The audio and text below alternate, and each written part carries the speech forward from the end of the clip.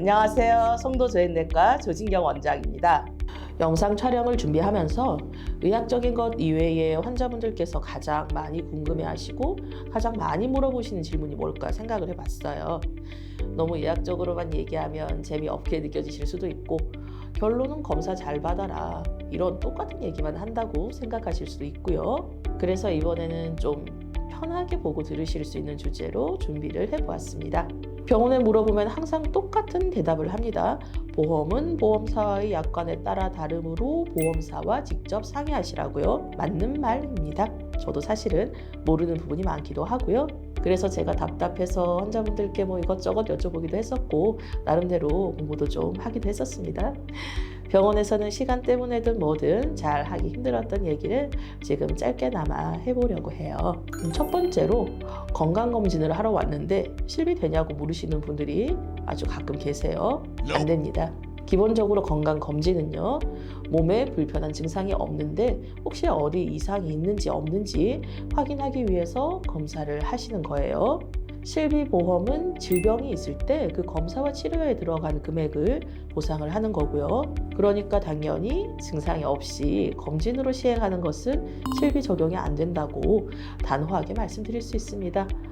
검진을 실비 밖에 서류 써달라 하시면 매우 곤란하고 써드릴 수가 없다는 거 말씀드릴게요. 반대로 평소에 불편한 증상이 있었는데 마침 건강보험공단에서 검진하라고 자꾸 뭐가 날라와서 불편한 것도 볼 겸해서 국가 검진도 할 겸해서 한 번에 다 하고 싶다고 하시는 경우에는 실비가 가능하실 수 있습니다. 환자분 증상이 무엇인지, 그에 따른 검사 처방이 적절했는지, 정말로 의학적인 필요성이 있어서 그런 것인지, 물론 그런 것들을 모두 고려한 후에 실비 지급이 되실 수 있습니다.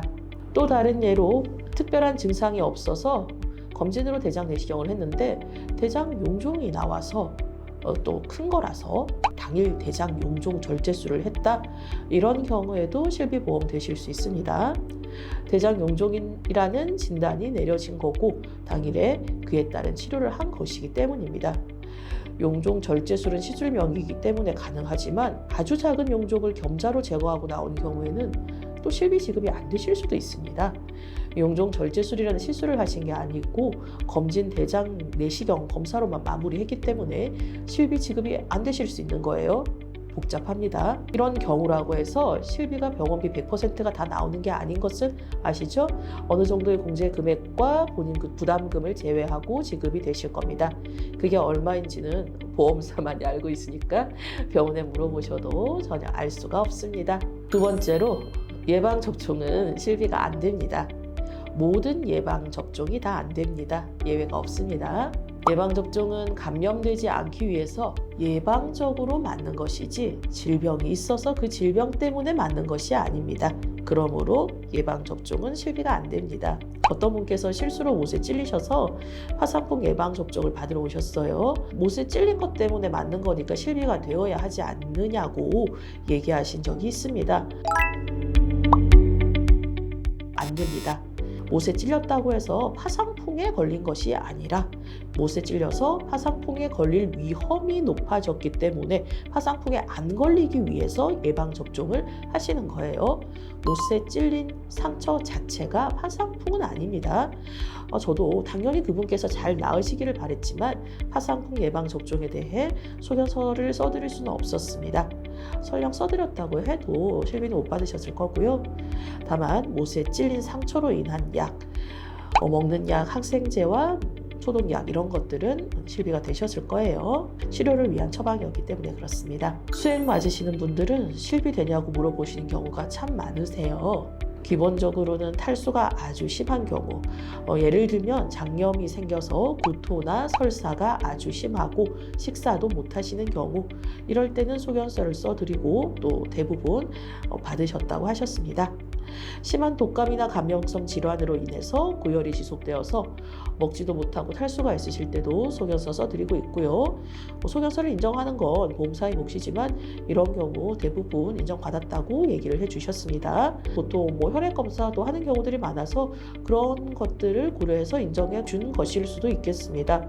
그런데 약간 감기 기운이 있는 것 같은데 좀 피곤한데 수액을 맞고 싶다. 근데 검사는 안 해봐도 될 것 같다. 이럴 때는 실비 인정이 안 된다고 생각하시면 됩니다. 소견서를 써드리고 싶어도 근거가 될 만한 자료도 아무것도 없어서 써드리기 어려운 경우들이 많이 있고요. 의사의 모든 소견서, 진단서는 근거를 바탕으로 나가는 것이라고 보시면 됩니다. 이건 다른 얘기인데 그러시면 안 되는 경우 한번 얘기해 보려고요. 이건 별개의 얘기고요. 보험 가입 전에 고지를 하지 않은 질환이 있었는데 진료를 보면서 의사에게 말을 했을 수 있어요. 그리고 의사는 차트에 적었겠죠. 그런데 나중에 와서 정말 나중에 와서 그거 삭제해달라고 하시는 경우가 있어요. 예를 들면 어릴 때부터 비형 간염이 있었는데 말 안 하고 보험을 들었어요. 한참 시간이 지난 후엔 아이도 들고 간 검사하러 와서 의사한테는 어릴 때부터 비형 간염이 있었다고 말을 하죠. 환자분도 별다른 생각 없이 말을 한 것이고 의사는 뭐 차트에 적죠. 근데 나중에 보험사에서 진료 기록을 떼보겠다고 하는 거예요. 그때 이제 환자분께서는 아차 하고 생각이 나셔서 부랴부랴 달려오셔서 비형 간염이 있었다고 말한 기록 삭제해달라고 하시는 경우가 있는데요. 안 됩니다. 차트 위조에 해당하고요. 요즘은 전자 차트라서 기록 고친 시간까지 다 나옵니다. 제목은 이거 실비 되나요인데 왜 다 안 된다고만 하나요? 라고 질문하실 수 있을 것 같아요. 그런데 제 얘기를 자세히 다시 들어보시면 실비가 언제 되시는지 아실 수 있으실 거예요. 바로 증상이 있어서 진단을 위해 검사를 한 경우 실비가 가능하다는 거고요. 진단 결과 어떤 질환이 나와서 추적 검사가 필요한 경우에도 실비 적용이 되시겠죠. 필요를 한 치료를 받은 경우에도 실비 가능하실 거고요. 단 수액의 경우에는 인정이 안 되는 경우가 많으니까 주치의와 상의하셔서 잘 결정하실 필요가 있겠네요. 궁금했던 것들이 다소 해결되셨기를 바라보고요. 정당한 혜택 잘 누리시기를 바랍니다.